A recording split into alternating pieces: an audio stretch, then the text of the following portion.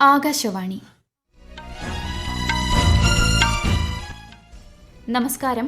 വാർത്തകൾ വായിക്കുന്നത് കൃഷ്ണ പ്രകൃതി.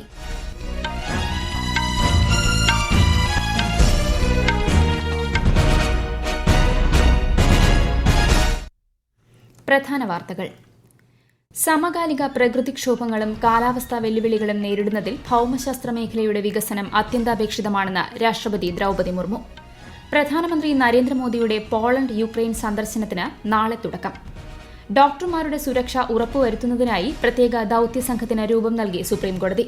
സുരക്ഷയ്ക്കായി ദേശീയ പ്രോട്ടോകോൾ തയ്യാറാക്കാനും നിർദ്ദേശം. ആശുപത്രികളുടെ സുരക്ഷ ഉറപ്പാക്കുന്നതിനായി കേന്ദ്ര ആരോഗ്യ മന്ത്രാലയം മാർഗനിർദ്ദേശങ്ങൾ പുറപ്പെടുവിച്ചു. ഇന്ത്യ ജപ്പാൻ 2+2 മന്ത്രിതല സംഭാഷണം ഇന്ന് ന്യൂഡൽഹിയിൽ.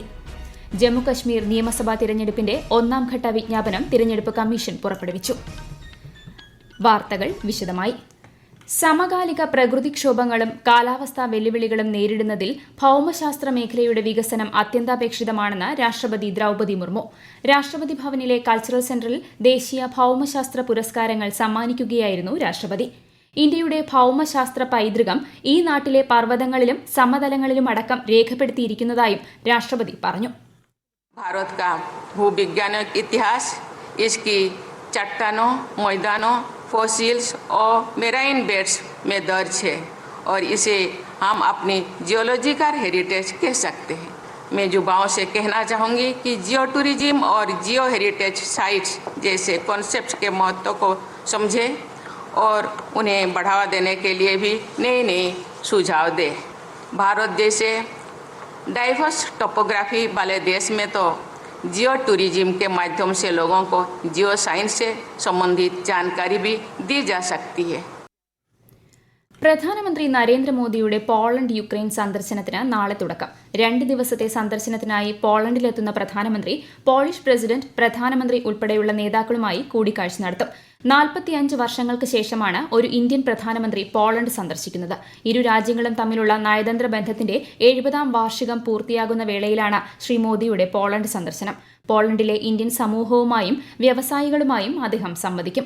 തുടർന്ന് ഈ മാസം 23-ന് യുക്രൈനിലെത്തുന്ന പ്രധാനമന്ത്രി യുക്രൈൻ പ്രസിഡന്റ് വോളോഡിമർ സെലൻസ്കിയുമായി കൂടിക്കാഴ്ച നടത്തും. യുക്രൈൻ പ്രസിഡന്റിന്റെ പ്രത്യേക ക്ഷണപ്രകാരമാണ് ശ്രീ മോദിയുടെ സന്ദർശനം. ഡോക്ടർമാരുടെ സുരക്ഷ ഉറപ്പുവരുത്തുന്നതിനായി ദേശീയ ദൌത്യസംഘത്തിന് രൂപം നൽകി സുപ്രീംകോടതി.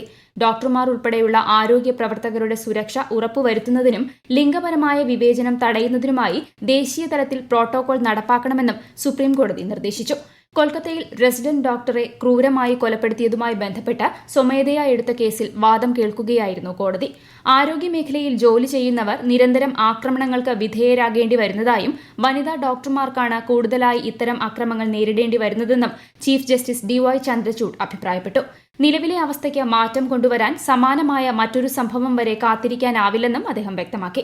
തൊഴിലിടങ്ങളിൽ വിശ്രമ സൌകര്യം, സുരക്ഷ തുടങ്ങിയ അടിസ്ഥാന ആവശ്യങ്ങൾ പോലും രാജ്യത്തെ ഡോക്ടർമാർക്ക് ലഭിക്കുന്നില്ലെന്നും ചീഫ് ജസ്റ്റിസ് പറഞ്ഞു. കേസിന്റെ തൽസ്ഥിതി വിവരങ്ങൾ മറ്റന്നാൾ സമർപ്പിക്കണമെന്ന് CBIക്ക് കോടതി നിർദ്ദേശം നൽകി. ആശുപത്രികളുടെ സുരക്ഷ ഉറപ്പാക്കുന്നതിന് വിശദമായ മാർഗനിർദ്ദേശങ്ങൾ നൽകി കേന്ദ്ര ആരോഗ്യ മന്ത്രാലയം. CCTVകൾ സ്ഥാപിക്കുന്നത് ഉൾപ്പെടെയുള്ള നടപടികൾ സ്വീകരിക്കണമെന്നാണ് സർക്കാർ ആശുപത്രികൾക്കും ആരോഗ്യ സ്ഥാപനങ്ങൾക്കും അയച്ച കത്തിൽ ആവശ്യപ്പെടുന്നത്. വിശദാംശങ്ങളിലേക്ക്.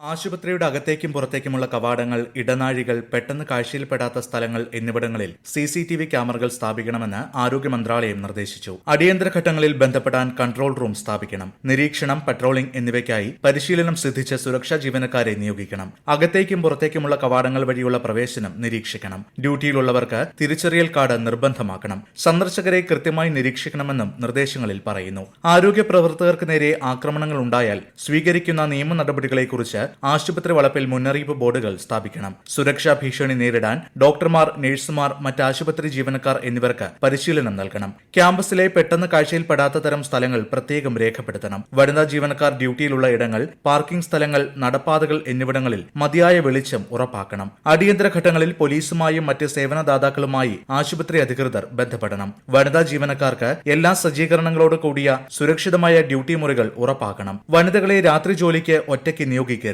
രാത്രി സമയങ്ങളിൽ അവരുടെ സുരക്ഷ ഉറപ്പാക്കണം. സുരക്ഷിത യാത്രാ സൗകര്യം ഒരുക്കണം. അടിയന്തര ഘട്ടങ്ങൾ നേരിടുന്നതിന് മോക്ക് ഡ്രില്ലുകൾ ഉൾപ്പെടെയുള്ളവ സംഘടിപ്പിക്കാനും ആരോഗ്യ മന്ത്രാലയം നിർദ്ദേശിച്ചു. News desk, Akashvani. സംസ്ഥാനത്തെ മെഡിക്കൽ കോളേജുകളിൽ ജീവനക്കാരുടെ സുരക്ഷിതത്വം ഉറപ്പാക്കാൻ സ്പേസ് ഓഡിറ്റ് നടത്താൻ ആരോഗ്യവകുപ്പ് മന്ത്രി വീണ ജോർജ് മെഡിക്കൽ വിദ്യാഭ്യാസ വകുപ്പ് ഡയറക്ടർക്ക് നിർദ്ദേശം നൽകി. ഡ്യൂട്ടി റൂം, പരിശോധനാ മുറി, റെസ്റ്റ് റൂം തുടങ്ങിയവ ഉൾപ്പെടെയുള്ള സ്ഥലങ്ങൾ പരിശോധിച്ച് സുരക്ഷിതത്വം ഉറപ്പാക്കണം. അത്യാഹിത വിഭാഗത്തിൽ 2 പേരെയും വാർഡുകളിൽ ഒരാളെയും മാത്രമേ കൂട്ടിരിപ്പുകാരായി അനുവദിക്കുകയുള്ളൂ. രോഗികളുടെ വിവരങ്ങൾ കൃത്യമായി അറിയിക്കാനായി ബ്രീഫിംഗ് റൂം സജ്ജമാക്കിയിട്ടുണ്ടെന്ന് എല്ലാ സ്ഥാപനങ്ങളും ഉറപ്പാക്കേണ്ടതാണ്. ഡോക്ടർമാർ രോഗികളോട് കൃത്യമായി വിവരങ്ങൾ വിശദീകരിച്ച് നൽകണമെന്നും മെഡിക്കൽ കോളേജുകളുടെ സുരക്ഷിതത്വം ഉറപ്പാക്കാൻ വിളിച്ചു ചേർത്ത യോഗത്തിൽ മന്ത്രി നിർദ്ദേശം നൽകി. ഈ വാർത്തകൾ ആകാശവാണിയിൽ നിന്ന്. 3 ദിവസത്തെ സന്ദർശനത്തിനായി ഇന്ത്യയിലെത്തിയ മലേഷ്യൻ പ്രധാനമന്ത്രി ദാത്തോ സെരി അൻവർ ബിൻ ഇബ്രാഹിമിനെ ഊഷ്മളമായി സ്വാഗതം ചെയ്ത് പ്രധാനമന്ത്രി നരേന്ദ്രമോദി. മലേഷ്യൻ പ്രധാനമന്ത്രിയായി സ്ഥാനമേറ്റ ശേഷമുള്ള ആദ്യ ഇന്ത്യൻ സന്ദർശനത്തിനായി അദ്ദേഹം ഇന്നലെയാണ് ഡൽഹിയിലെത്തിയത്. ഇരു നേതാക്കളും ഇന്ന് ഉഭയകക്ഷി ചർച്ചകൾ നടത്തും. രാജ്ഘട്ടിൽ രാഷ്ട്രപിതാവ് മഹാത്മാഗാന്ധിയുടെ പ്രതിമയിൽ മലേഷ്യൻ പ്രധാനമന്ത്രി പുഷ്പചക്രം അർപ്പിച്ചു. രാഷ്ട്രപതി ഭവനിൽ അദ്ദേഹത്തിന് ഔപചാരിക സ്വീകരണവും നൽകി. ഇന്ത്യ ജപ്പാൻ 2+2 മന്ത്രിതല സംഭാഷണം ഇന്ന് വൈകിട്ട് ന്യൂഡൽഹിയിൽ നടക്കും. രാജ്യരക്ഷാ മന്ത്രി രാജ്നാഥ് സിംഗ്, വിദേശകാര്യമന്ത്രി എസ് ജയശങ്കർ എന്നിവർ ചർച്ചയിൽ പങ്കെടുക്കും. 2+2 ചർച്ചകളോടനുബന്ധിച്ച് ശ്രീ രാജ്നാഥ് സിംഗ് ജാപ്പനീസ് പ്രതിരോധ മന്ത്രിയുമായി ഉഭയകക്ഷി കൂടിക്കാഴ്ച നടത്തും.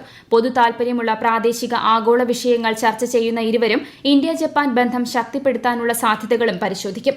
ജനാധിപത്യം, നിയമവാഴ്ച, സ്വാതന്ത്ര്യം തുടങ്ങിയ മൂല്യങ്ങളിൽ അധിഷ്ഠിതമായ തന്ത്രപ്രധാന ആഗോള പങ്കാളിത്തമാണ് ഇരു രാജ്യങ്ങൾക്കുമിടയിലുള്ളതെന്ന് പ്രതിരോധ മന്ത്രാലയം പ്രസ്താവനയിൽ അറിയിച്ചു.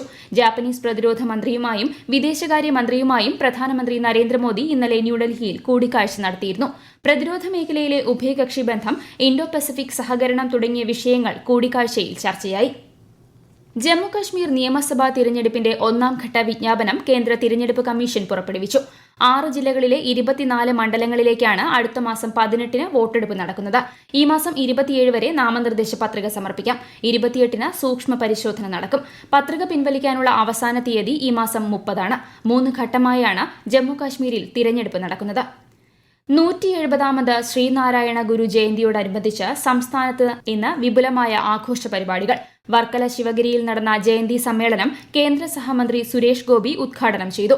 തുല്യതയ്ക്കും സാമൂഹിക ഐക്യത്തിനുമായി ഗുരുദേവ ദർശനങ്ങൾ ഉൾക്കൊണ്ട് മുന്നോട്ടു പോകേണ്ട കാലഘട്ടമാണിതെന്ന് ശ്രീ സുരേഷ് ഗോപി ചടങ്ങിൽ പറഞ്ഞു. ചെമ്പഴന്തി ശ്രീനാരായണ ഗുരുകുലത്തിൽ നടക്കുന്ന ജയന്തി സമ്മേളനം മുഖ്യമന്ത്രി പിണറായി വിജയൻ ഇന്ന് വൈകിട്ട് ഉദ്ഘാടനം ചെയ്യും. വയനാട് ദുരന്തത്തിന്റെ പശ്ചാത്തലത്തിൽ ആഘോഷങ്ങൾ ഒഴിവാക്കിയാണ് ചടങ്ങ് നടക്കുന്നത്. പ്രധാനമന്ത്രി നരേന്ദ്രമോദിയുടെ ആകാശവാണിയിലൂടെയുള്ള പ്രതിമാസ റേഡിയോ പ്രഭാഷണ പരിപാടി മൻ കി ബാത് ഈ മാസം 25-ന് രാവിലെ 11 മണിക്ക് പ്രക്ഷേപണം ചെയ്യും. മൻ കി ബാത്തിന്റെ 113ാം പതിപ്പാണിത്. പരിപാടിയിലേക്കായി ജനങ്ങൾക്ക് നിർദ്ദേശങ്ങളും ആശയങ്ങളും ഈ മാസം 23 വരെ പങ്കുവയ്ക്കാവുന്നതാണ്. NaMo app, my GOV, toll free നമ്പറായ 1800-117800 എന്നിവയിലൂടെ അഭിപ്രായങ്ങൾ പങ്കുവയ്ക്കാം. സംസ്ഥാനത്ത് 2 ദിവസം ഒറ്റപ്പെട്ട ഇടങ്ങളിൽ ഇടിമിന്നലോടുകൂടിയ ശക്തമായ മഴയ്ക്ക് സാധ്യതയെന്ന് കേന്ദ്ര കാലാവസ്ഥാ വകുപ്പ്. പത്തനംതിട്ട, കോട്ടയം, എറണാകുളം, ഇടുക്കി ജില്ലകളിൽ ഇന്ന് ഓറഞ്ച് ജാഗ്രത നൽകിയിട്ടുണ്ട്. തിരുവനന്തപുരം, കൊല്ലം, ആലപ്പുഴ, തൃശൂർ, കോഴിക്കോട്, കണ്ണൂർ ജില്ലകളിൽ മഞ്ഞ ജാഗ്രതയാണ്. കേരള, കർണാടക, ലക്ഷദ്വീപ് തീരങ്ങളിൽ മത്സ്യബന്ധനത്തിന് വിലക്കേർപ്പെടുത്തി. ജമ്മുകശ്മീരിൽ ഭൂചലനം. ഇന്ന് രാവിലെയാണ് ബാരാമുള്ള ജില്ലയിൽ 4.9 തീവ്രത രേഖപ്പെടുത്തിയ ഭൂചലനമുണ്ടായത്. ആളപായമോ മറ്റ് ഗുരുതര നാശനഷ്ടങ്ങളോ റിപ്പോർട്ട് ചെയ്തിട്ടില്ല. സ്ഥിതിഗതികൾ നിരീക്ഷിച്ചു വരുന്നതായി അധികൃതർ അറിയിച്ചു. ഇന്ത്യ മലേഷ്യ വ്യാപാര ബന്ധം കൂടുതൽ ശക്തിപ്പെടുത്തേണ്ടത് പ്രധാനമെന്ന് കേന്ദ്ര വാണിജ്യ വ്യവസായ മന്ത്രി പീയൂഷ് ഗോയൽ. ന്യൂഡൽഹിയിൽ ഇന്ത്യ മലേഷ്യ സിഇഒ ഫോറത്തിൽ പങ്കെടുക്കുകയായിരുന്നു അദ്ദേഹം. ഇരു രാഷ്ട്രങ്ങൾക്കുമിടയിലെ വ്യാപാര വ്യവസായ ബന്ധം ശക്തിപ്പെടുത്തുന്നതിന് ഉതകുന്ന തരത്തിൽ ആഴമേറിയ പങ്കാളിത്തങ്ങൾ സാധ്യമാക്കുന്ന വിവിധ അവസരങ്ങൾ കേന്ദ്രമന്ത്രി ചൂണ്ടിക്കാട്ടി. പ്രധാന വാർത്തകൾ വീണ്ടും. സമകാലിക പ്രകൃതിക്ഷോഭങ്ങളും കാലാവസ്ഥാ വെല്ലുവിളികളും നേരിടുന്നതിൽ ഭൌമശാസ്ത്ര മേഖലയുടെ വികസനം അത്യന്താപേക്ഷിതമാണെന്ന് രാഷ്ട്രപതി ദ്രൌപദി മുർമു. പ്രധാനമന്ത്രി നരേന്ദ്രമോദിയുടെ പോളണ്ട് യുക്രൈൻ സന്ദർശനത്തിന് നാളെ തുടക്കം. ഡോക്ടർമാരുടെ സുരക്ഷ ഉറപ്പുവരുത്തുന്നതിനായി പ്രത്യേക ദൌത്യ സംഘത്തിന് രൂപം നൽകി സുപ്രീംകോടതി. സുരക്ഷയ്ക്കായി ദേശീയ പ്രോട്ടോകോൾ തയ്യാറാക്കാനും നിർദ്ദേശം. ആശുപത്രികളുടെ സുരക്ഷ ഉറപ്പാക്കുന്നതിനായി കേന്ദ്ര ആരോഗ്യ മന്ത്രാലയം മാർഗനിർദ്ദേശങ്ങൾ പുറപ്പെടുവിച്ചു. ഇന്ത്യ ജപ്പാൻ 2+2 മന്ത്രിതല സംഭാഷണം ഇന്ന് ന്യൂഡൽഹിയിൽ. ജമ്മുകശ്മീർ നിയമസഭാ തിരഞ്ഞെടുപ്പിന്റെ 1ാം ഘട്ട വിജ്ഞാപനം തിരഞ്ഞെടുപ്പ് കമ്മീഷൻ പുറപ്പെടുവിച്ചു. വാർത്തകൾ കഴിഞ്ഞു. അടുത്ത വാർത്താ പ്രക്ഷേപണം വൈകുന്നേരം 6:30.